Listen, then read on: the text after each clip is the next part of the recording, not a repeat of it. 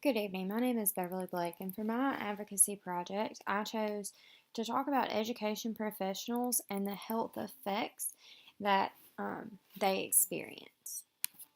So, just a little bit of information to start out with, just talking about education in general.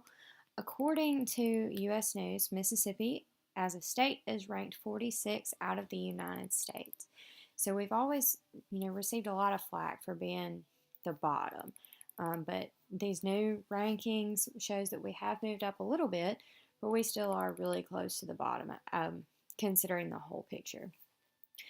Then, according to the Mississippi Department of Employment Security, looking at secondary teachers, except special and career technical education, in 2014, there were 9,230 employed in the state of Mississippi, and they project for 2024 about 9,950. So they are projecting a growth of about 7.8%. So for my community that I chose is the community of educators at West Point High School. This is located in West Point, Mississippi. It's part of the West Point Consolidated School District. This is where I work, so I'm a part of this community every day. Total teachers or full-time equivalents, according to the Mississippi Department of Education, is about 59.5 for just West Point High School. 47.6, about 80% of those have at least 4 years experience, because according to MDE, if you don't have at least 4 years, you're not considered an experienced teacher yet. Also, according to the Department of Education, West Point High School is a D-rated school, and the West Point Consolidated School District is a C-rated school. Those rankings just came out in October of this year. So looking at just some data for West Point Consolidated School District, and all of this is according to Mississippi Department of Education, we have about 3,000 students in the district. Approximately 827 are at West Point High School, and that could be a little off according to what they gave us, just because this school year we've experienced a shift and we now have 8th graders at our high school. So in the past, 8th graders wouldn't have been counted in high school numbers. So it could be a little different now. But of the students in the district, we have about 1,481 female students and 1,519 male. 78.23% of our students are African American, and about 0.87% are Hispanic or Latino, with 19.57% being white and 2 or more races being 0.80%. So, looking at Clay County, according to the U.S. Census Bureau, the population was about 19,640 in 2017. Land area in square miles, 410.08. Persons under 18 years of age, 23.1%. Then when they're looking at people age 25 and above, people who have at least a bachelor's degree are only 18.9%. White alone, 39.8%. Black alone, 58.9%. American Indian or Alaska Native alone, 0.2%. Asian alone, 0.3%. Hispanic or Latino, 1.4%. 2 or more races, 0.8%. The median household income in Clay County is $33,142. And persons in poverty, 23.9%. So looking at the state of Mississippi again, I use the Kaiser Family Foundation for this data right here. According to adult overweight obesity rates, they show 69.9%, which is the 7th highest in the country. Mississippi has always been known, it seems like, for highest obesity rates and lowest in education. And this data does show that we are close, if not the actual bottom. We're really close to that. Adults who participate in physical activity, 66.8%, and that's the 4th lowest in the country also. And then adults reporting poor mental health status, 38.4%, which is the 13th highest in the country. So, some of the community needs and strengths. Some of the needs of educators in our school district or in our high school: lower stress levels, increased physical activity, weight loss, and actually having a social life. The strengths: we have time management, because we absolutely have to be able to make it in our careers. A sense of belonging, because we realize that we're not the only one in this position, and all of us kind of feel the same way. We have great holidays and breaks, and we have great planning. For my project, I talked to a lot of different teachers in my school and to kind of get a sense of how they feel. I asked them some questions based on 3 different categories. I looked at social health, physical health, and mental health. So some of the questions I asked them were things like, how does being an educational professional impact your social life? Do you feel like you have time to spend with family and friends when you're off work? Do you feel like you have time to participate in your hobbies and interests when you're off work? Do you feel like you've missed out on any important events in your child's life because you are working in education, for example, school plays or other events that take place during school hours? What could be done to help improve your social health as it relates to your job? For physical health, I asked, how does being an educational professional impact your physical health? In what ways would you say your physical health has been improved since you became a teacher? In what ways has your physical health decreased or declined since you became a teacher? And how would you like to see your health improve? And then the last section for mental health, I asked, how does being an educational professional impact your mental health? Can you leave work at work, or does it come home with you? How would you rate your stress level related to work on a scale of 1 to 10, 1 being no stress and 10 being very high stress? And then the last one, what could be done to help improve your mental health as it relates to your job? So some of the things that I found while doing some of these surveys and questionnaires, a lot of teachers or many teachers mention that their coworkers are their friends. They don't really have a whole lot of friends outside of work just because we don't have time. A lot of people said they have missed family events or they have to take off work for family events if it's important. Time management is extremely important in this. Like I said, that's one of our strengths because we have to even plan our social lives. Like we have to plan times to be able to go and do things just like all adults do.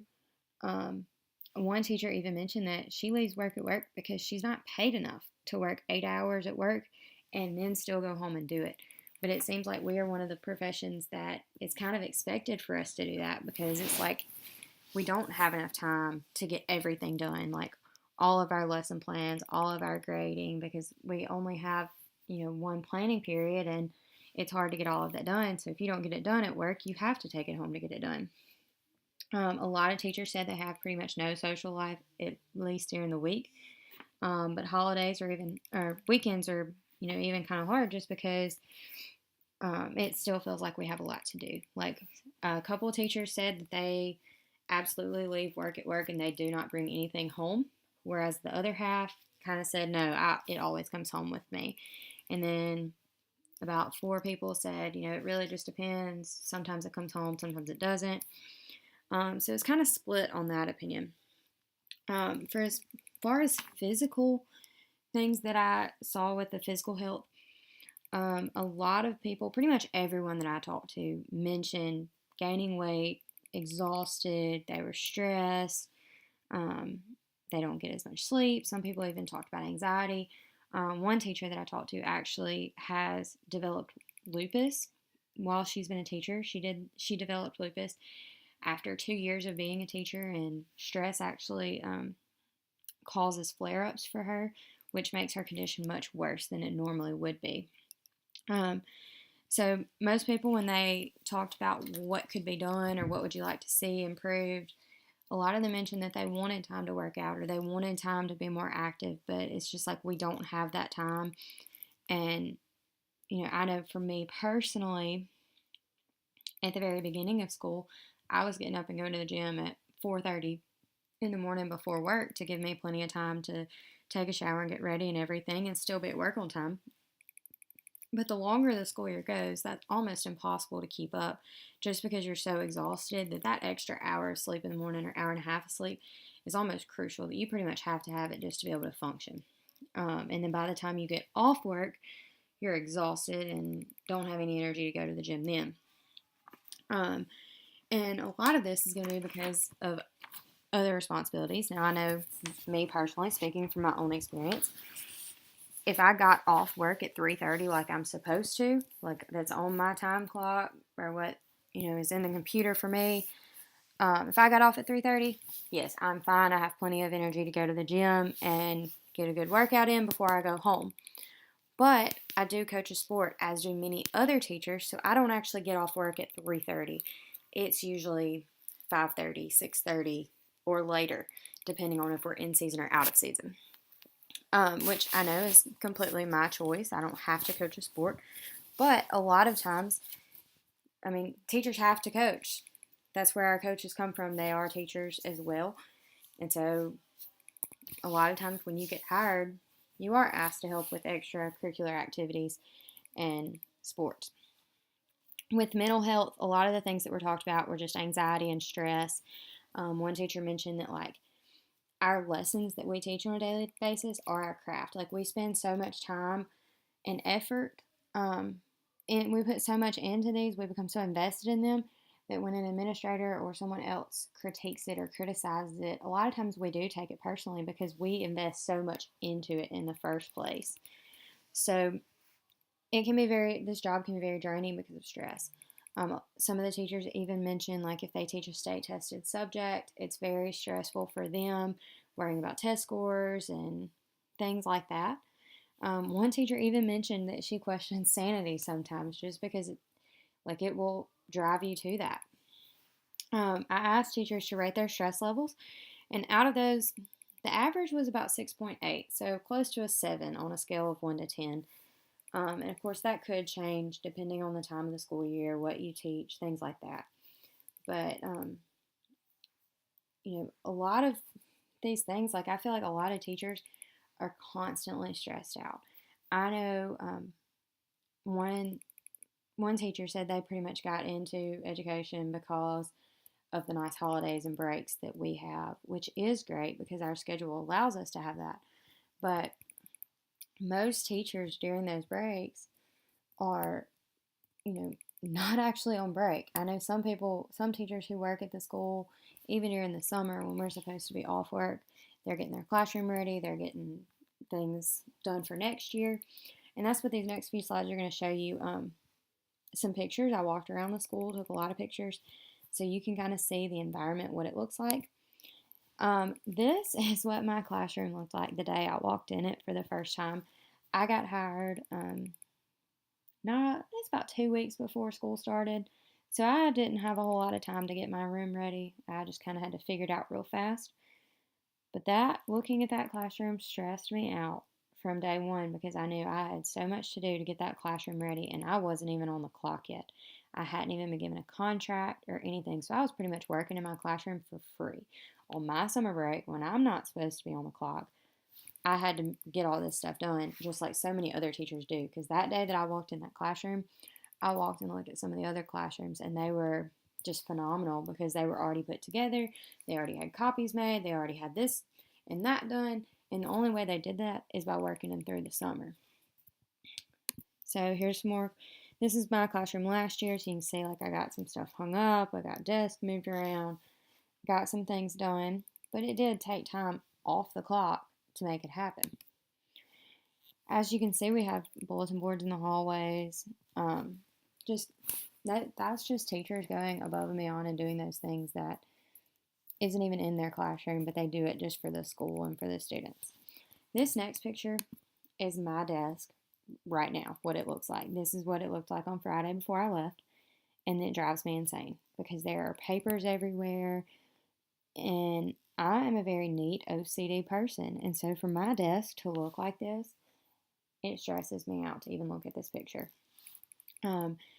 Normally, I am on top of my grading. I do not get behind on things like that, and I stay on top of it. But this school year has been extremely hard with that, and you can just see my desk is a mess. And I wish I had a picture from last year because it never in a million years looked like this, I felt like. But I know that I'm not the only one. Just from walking in other teachers' classrooms, I see they have papers everywhere. They have stuff all over their desk from where it's like we cannot catch up on stuff because one planning period a day isn't enough, and not all teachers get that. These are more pictures of other teachers' doors and right outside their room. Them going above and beyond and making it nice and warm and inviting and welcoming. You can see on There's the big mural on the wall. Some of the art classes did that in the past. Another bulletin board. But this is what our hallway looks like. Another mural on the wall. These pictures are actually on the math hallway. We have 4 different hallways. We have a math hallway, English hallway, history hallway, and then the science is on a different wing. Then electives are just kind of thrown in there in different spots. But this is the math hallway that you're seeing here. This next one is actually in our foyer. So you see, we have a Christmas tree up. I know that helps my mental health, and that helps brighten my mood every morning when I walk in and see a Christmas tree. And I feel like it does that for a lot of people. It just makes everyone, be a little bit happier that we have a break coming, and that we are only 15 days away from Christmas break. You can see our students of the month and our teachers of the month, so they do recognize people for hard work. But I can say a lot of people, like if only 2 teachers are getting recognized, it makes all of the other teachers kind of feel like that they are not being recognized for stuff. Especially when one of the teachers pointed out on one of their surveys that it feels like we deal with hundreds of things a day, and if we don't deal with every one of them perfectly, we're not good enough. Because it feels like a lot of times the few things we don't get done, those are the ones that are always talked about or brought to our attention that you didn't do this. But it's overlooked of all the hundreds of other things that we did do that day. So it can be stressful and hard on us. More pictures of the hallway. You can see we do have college logos painted in one hallway. That's just kind of in the foyer. And we have a gym, which wasn't being used at the time when I took that picture. This is our hallway. Go into the art room and our counselor's offices. And then this is part of the girls' bathroom. You can see it's very plain in here. It's very old, kind of outdated. We don't even have mirrors in the bathroom because we knew if we put mirrors up, girls would stay in there forever. But it's just kind of depressing in a way to even walk in those bathrooms. And then you can see, like, this is a close-up of the lockers. Students are not allowed to use lockers anymore. So they have these cords through the little holes, and they have locks on them. Students cannot even access them. You can't even open those lockers at all. And we talked about trying to do some murals on the lockers and in the bathroom stalls this past summer. Some of the teachers were going to work for free again to kind of just do some different little murals to make it a little bit more bright and inviting and warm. But that was stuff that was going to come out of our pocket. Like, we got approval from the principal to do it and to actually paint it. But it was one of those things that we were going to have to pay for it. And that was going to be hard on us because we already don't make a whole lot as it is. So for us to spend our own money on gallons of paint it just didn't happen.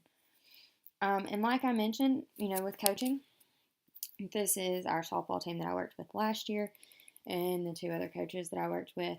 The one in the middle beside me, she is the head coach, and she is one of those people who does not get a planning period. So she is responsible for children all day, every day.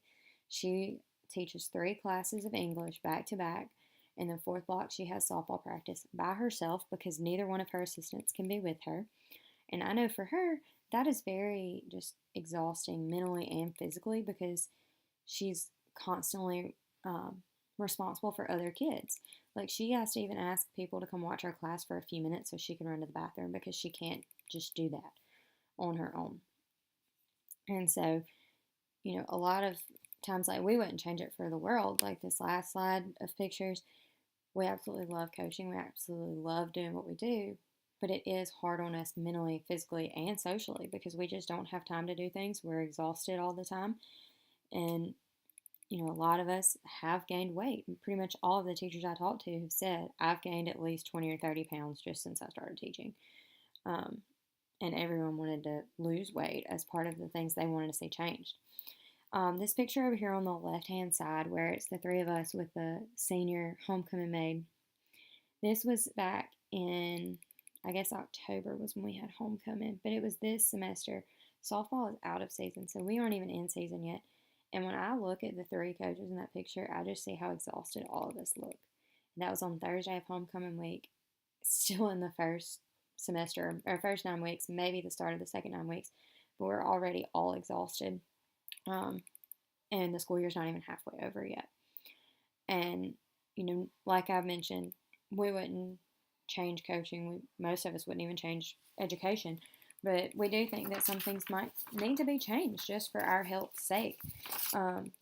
Just because, you know, we are so mentally and physically exhausted all of the time. Stress levels are extremely high. That leads to weight gain, which could lead to obesity, which could lead to many other health related problems. Um, and pretty much none of us are getting the physical activity levels that we need in order to stay healthy and, release some of that stress that we do have. One of the teachers made a very valid point that, according to him, when I asked what could be done to help improve your mental health, he said there needs to be a dynamic shift in the community of education. So, not specifically like our community at our school, but just overall in the education community in the United States. Another teacher said really well.